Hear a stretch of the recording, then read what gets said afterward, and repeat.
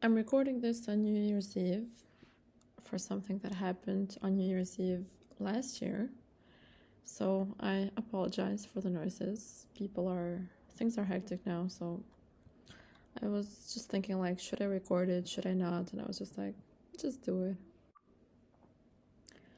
Family relationships are often the most complicated relationship we have. No one can set us off like they do. No one can calm us like they do. And no one can make us feel loved or unloved like they do. I don't know if you have siblings. And if you do, I don't know if you're close to them or if you talk at all. I know that toxic families are a thing. But my older brother is miles away from me. So is my favorite baby in the whole wide world, my niece. Let me just put a disclaimer here and say that I wrote this back when my other niece wasn't born, so I have two favorite babies in the whole wide world right now. But anyway, fewer things come close to the way I felt the first time I saw her. And sure, it was after almost 30 hours of flights and layovers.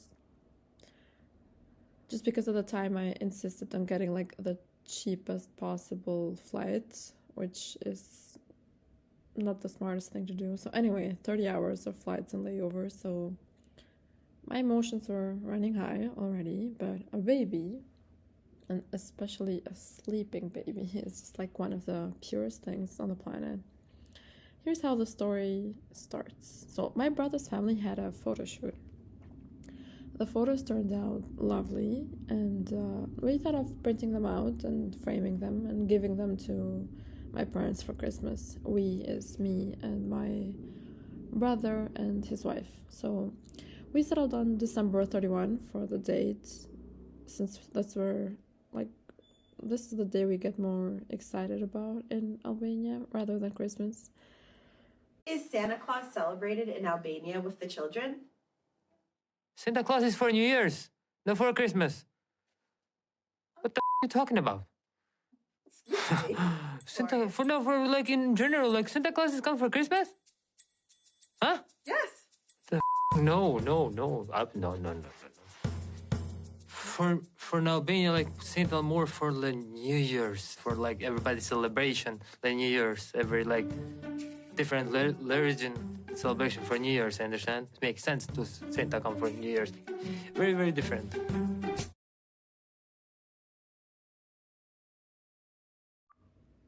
On December 31, I went to the photo studio to buy the cornices and get the photos printed. Yes, on New Year's Eve day. I know, I live on the edge. Two customers were inside, so I waited for one of them to finish to enter the store. And the shop owner kindly asked the next customer, like, yes, hello, how may I help you?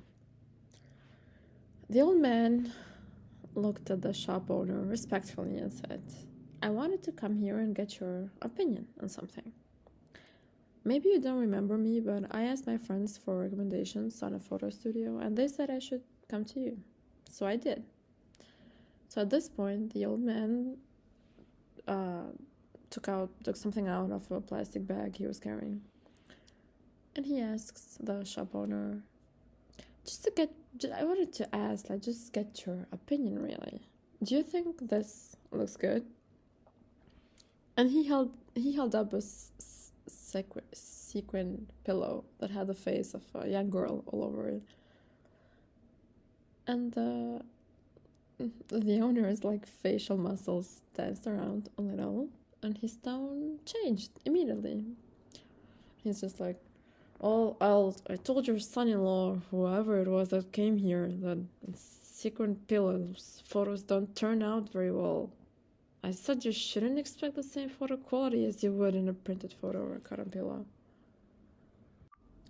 The old man remained calm, and he said, I know, we understood that up front, but in my opinion, my niece's face is like almost unrecognizable in this. We were not expecting this. Now the shop owner's facial muscles were like throwing a whole party. It's just like J-Lo's advice. He got loud. Sir, I told your son-in-law up front what to expect. This is how sequin pillows look. Again, the old man, without switching into an aggressive body language or raising his voice, he just repeatedly raised the sequin pillow in the air, said, I'm talking calmly, aren't I? There's no need to yell at each other. It doesn't seem like this was made by a professional. I wanted to get your opinion and ask whether this was done by an intern of yours. And this is where the shop owner lost it. And almost screaming, he said, I don't hire interns. I'm not gonna scream here. Let me just, I'll say that. But imagine that this was almost screaming. I don't hire interns. I never have. It's just me in here. It's been such for the past 10 years or so, and we know each other, don't we? You live in this neighborhood, we're acquaintances. You know it's just me in here, and even though I told your son-in-law the result would be similar, you're still asking for something else. And you're doing this in front of a customer, so this is so disrespectful. You know, I could take you to 10 other photo studios and they would all tell you the same thing. Sequin pillows ruin the quality of a photo. And it seems like the shop owner unlocked the heavenly gates with that second to last sentence. The old man said, oh, well, this is all I wanted to know. If we'd get the same result at other photo studios, there was no need to yell. I didn't disrespect you. I had a question and came here to ask you it. The shop owner then continued, you disrespected me in front of a customer. This is how sequin pillows are now, if you'll excuse me. And as he said, he's just turned in my direction. I have another client, he tells to the old man. Mr. Grandpa kept his manners, repeated his point, and left. And then the shop owner, still visibly angry, apologized to me. He's just I'm so sorry. It's just some people make me get out of character. I'm not myself. Anyway, I pretended I had no idea what he was referring to, got my photos, and left. Now, obviously, maybe I'm biased in the way I told the story. Stephen King said in his book on writing, a memoir of the craft, that adverbs like quietly or angrily or forcefully, calmly are for lazy writers. So if a character slams the door like a character in a fiction novel, and if you've explained the narrative and the situation entirely so far, there would be no need to add something like shut the door angrily. But I added descriptors like calm or references to the shop owner's facial expressions just so I could make it as vivid as it was to me as an observer. And you may be wondering why are you sharing this story? And the reason I'm sharing the sequin pillow story is precisely because of my bystander position. So for most fights, we're either in them or we've picked sides already before the debate even takes place. Think politics, causes, TV shows, when a dumbass questions our favorite character, and of course everyone questioning or debating my favorite character is a dumbass of enormous proportions, but don't tell me that. If my colleague and I got in a fight, as much as I tried to, I wouldn't be able to tell my best friend what went down without painting it in a certain light with my experience and outlook on it. Whereas in the sequin pillow case, I was just standing there experiencing an unscripted debate between two people. And there are two takeaways I want you to take away from this. And number one, imagine if we could act rationally in fights as if it weren't us fighting, but a stranger, a grandpa who's asking about the sequin pillow with his niece's face on it, a shop owner whose quality of work was questioned in broad daylight in front of customers. And the second takeaway, The words I use to describe the worried grandpa and the loud shop owner might tell you whose team I'd be on if I had to pick sides. The grandpas. However, I think both these people were right. And I'll go ahead and just like guess or just guess what was going through both these people's minds. This is like Mr. Grandpa's perspective. It's New Year's Day. We'd planned a lovely surprise for my niece. She loves sequins. I doubt she has one item of clothing that doesn't contain a shiny element. You can take the sequins out of the girl, but you can put the girl in the sequins or something like that. We found a beautiful sequin pillow and wanted to put her gorgeous face all over it. My friend recommended a photo studio. The guy was like a real pro, and it was pretty close to our place. I was excited to see the pillow and make my niece happy on New Year's Day, Eve, whatever. But when I saw the pillow, the photo quality had decreased drastically, and it was hard to tell it was her. I wondered what had happened, so I decided to go to the photo studio myself just to see whether the guy there could help us out in any way. Now he's yelling at me. This is the shop owner's perspective. It's New Year's Day. I'm at work because I know lots of people leave things for the last minute. I just wouldn't want them to find the store closed.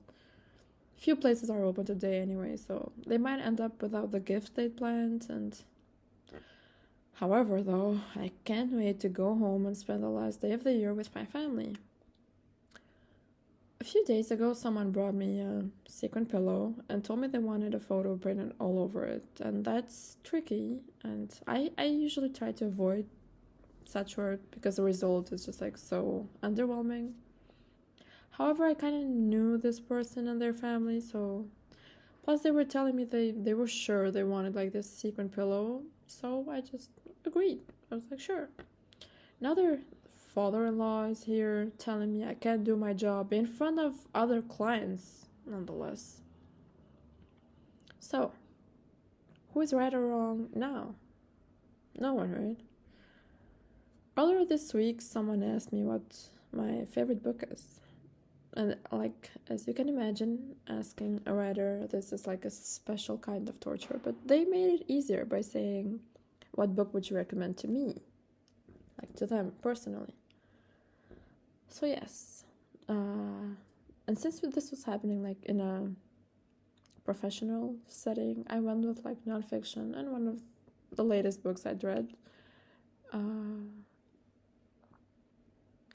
Actually, I answered a question if you were the CEO of a company, which 3 rules would you implement in the company? And actually one of the ones that I would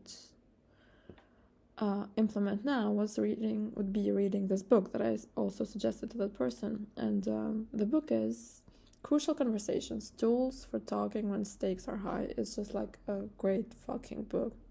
So even though I've researched and learned about communication extensively, I could wax poetic about this book and its methods for crucial conversations for days. But I won't.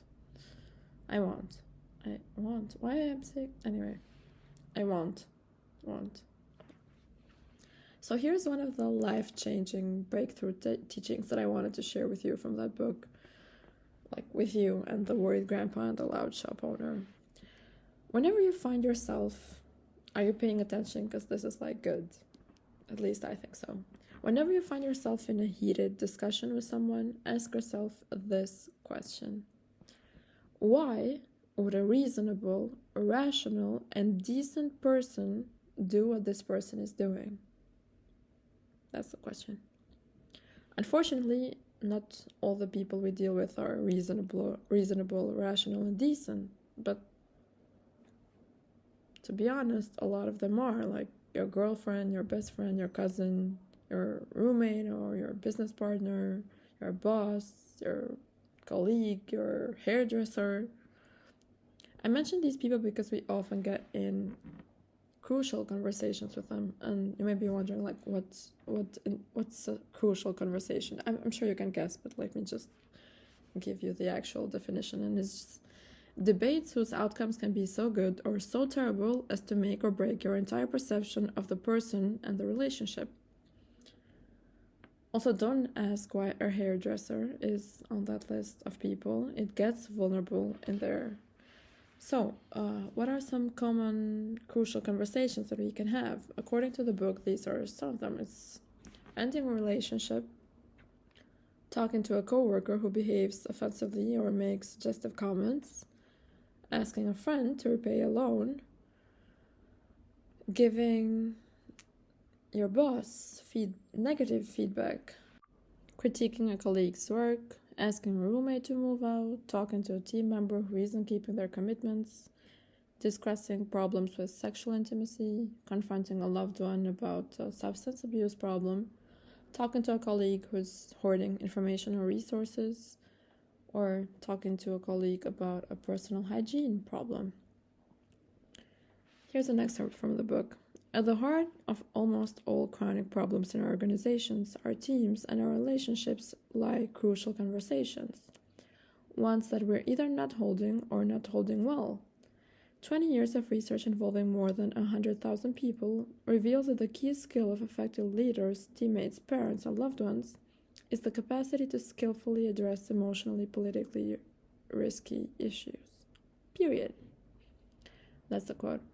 So next time, instead of turning to anger or walking away like the grandpa did, so like either literally or metaphorically, from walking away from a crucial conversation, ask yourself this: why would a reasonable, rational, and decent person do what this person is doing? Remember this sequin pillow. Happy New Year's. Thanks for listening.